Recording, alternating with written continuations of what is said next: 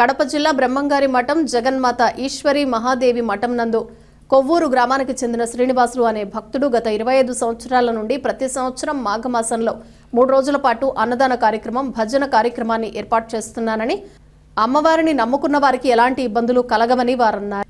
అమ్మవారిని కొలిచిన వారికి కొంగు బంగారంగా ఈశ్వరి మహాదేవి భక్తులను కాపాడుతుందని తమ విశ్వాసమని అన్నారు.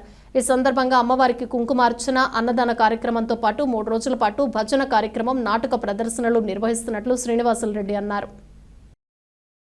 గ్రామము నెల్లూరు జిల్లా నుండి ప్రతి సంవత్సరము అమ్మవారికి పసుపు కుంకాలు గాజులు చీర రైక అన్నీ తీసుకొని ప్రతి సంవత్సరం వస్తాము.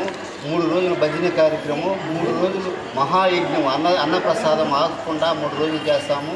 కుంకుమ పూజలు మరియు రేపు డ్రామా కార్యక్రమం కూడా ఇట్లా మేము 24 సంవత్సరాలు మేము చేస్తూ మహిళలందరూ భిక్షాటన చేసి ఆ ఇచ్చిన నిధితో ఈ కార్యక్రమం నిర్వర్తిస్తాము. మా జిల్లా నుంచి కూడా చుట్టుపక్కల జిల్లాల నుంచి కూడా ఈ చుట్టుపక్కల గ్రామ ప్రాంతాలు కూడా చాలామంది పాల్గొంటున్నారు. బస్సులు కూడా ఈ సంవత్సరం చాలా క్రౌడ్ అయిపోయినాయి. బస్సులు కూడా స్పెషల్ బస్సులు వేయాల్సి వచ్చింది.